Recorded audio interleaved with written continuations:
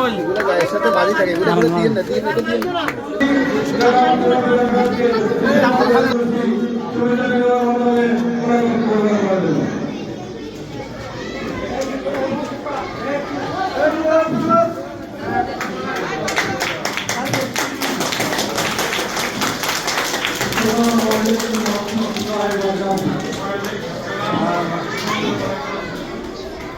আজকে আমি যে আপনার সঙ্গে উপস্থিত হয়েছি আমি আপনার পাকের দরবারে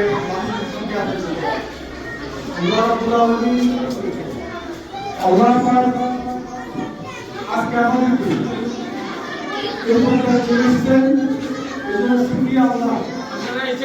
সেখানে আমার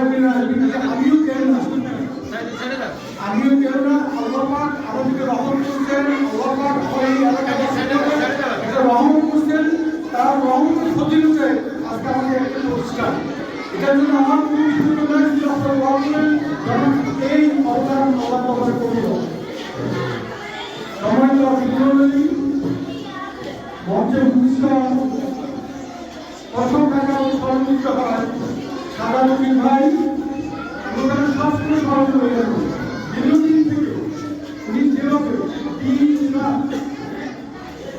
পরিশ্রম করে টাকা পয়সা তো সবাই ইনকাম করে টাকা থাকতে পারে কিন্তু সময় দেওয়া শ্রম দেওয়া এটার কথা অভাব আছে তবে আমি শুরুতেই আমার সম্মানিত সক্রিয় সাধারণ মুক্তিদারকে আমি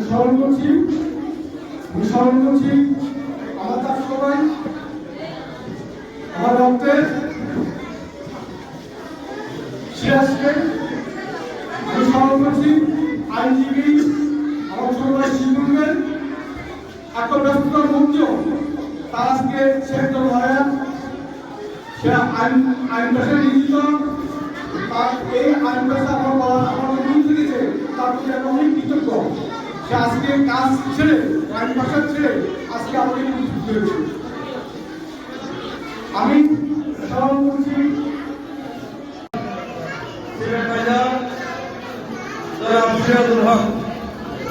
শুভেচ্ছা বক্তব্যের মাধ্যমে আমরা আজকে অনুষ্ঠানটা শুরু করছি যারা সিরাজুল হক ওনার শুভেচ্ছা বক্তব্য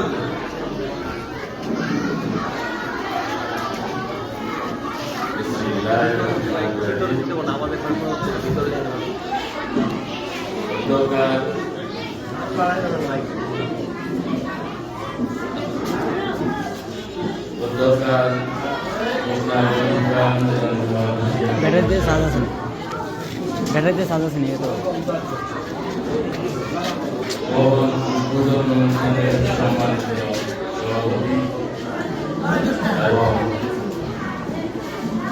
উপস্থিত আছে আমাদের এই অনুষ্ঠানের প্রধান আকর্ষণ আমাদের ছাত্র বড় ভাই আমাদের সম্মানিত প্রধান অতিথি জনাব আব্দুল ভাই এবং উপস্থিত আছেন বিশেষ অতিথি হিসেবে উপস্থিত আছেন ওনার ভাইয়েরা ভাই ইঞ্জিনিয়ার সাহেব এবং উপস্থিত আছেন ওনার ছোট বোন আমিনা ভোর এবং উপস্থিত আছেন সিরিয়া ভোর আরো উপস্থিত আছেন ওনার ছোট বোন উপস্থিত আছেন ওনার ছোট ভাইয়ের সহকর্মী আরো উপস্থিত আছেন অন্যান্য অতিথিবৃন্দ এবং উপস্থিত আছেন মাদ্রাসার সম্মানিত প্রধান শিক্ষক ও উপস্থিত আছেন অন্যান্য শিক্ষকবৃন্দ এবং উপস্থিত আছেন এলাকার গণ্যমান্য ব্যক্তিবর্গ উপস্থিত আছেন ছাত্রছাত্রী ও উপস্থিত আছেন আমাদের অভিভাবকবৃন্দ উপস্থিত আছেন আমাদের মা বোনেরা আসসালামু আলাইকুম। আমরা দীর্ঘদিন অধীর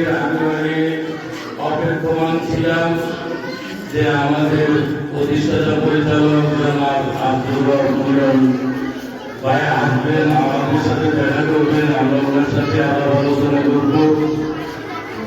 আজকে আমরা ওনাকে পেয়েছি, ওনাকে পেয়ে আমরা অনেক আনন্দিত এবং গর্বিত।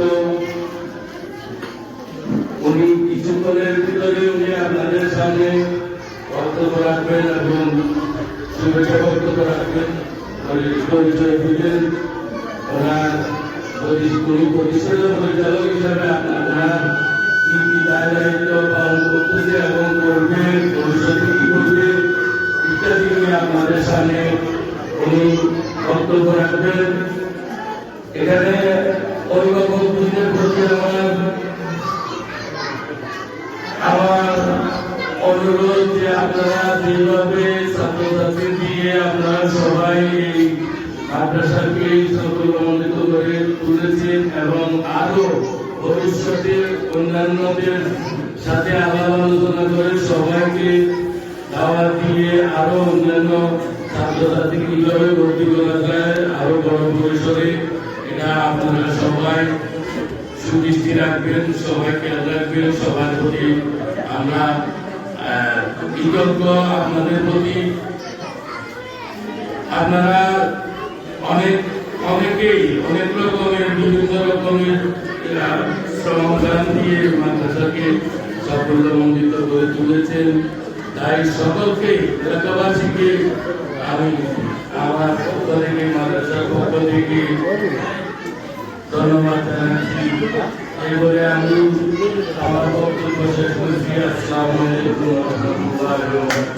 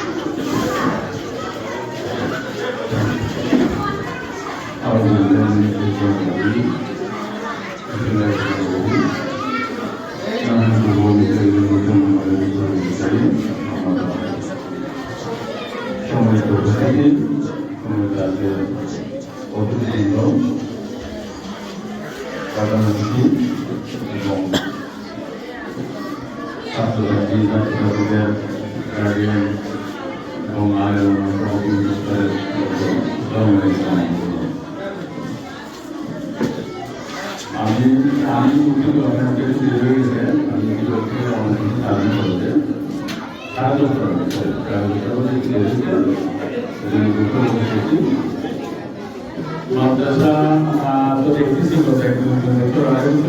আমাদের একেবারেই পড়াশোনা নেই।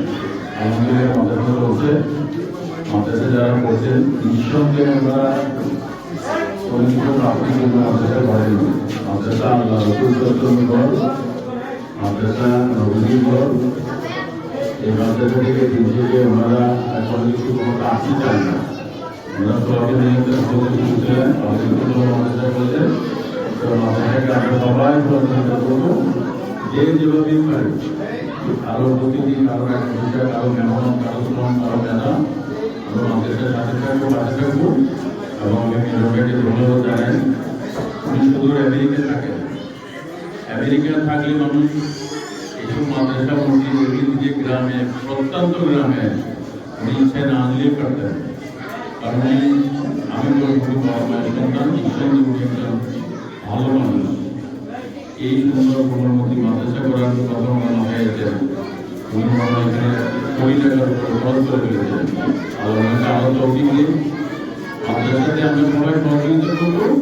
বিশেষ করে আমি আমার কথাটা বলছি, আমার কাছ থেকে কোনো রকম সহযোগিতা করার সুযোগ থাকলে প্রয়োজন বলে আমার সাথে আপনারা যোগাযোগ করবেন, আমরা সহযোগিতা করবো। সবাইকে ধন্যবাদ।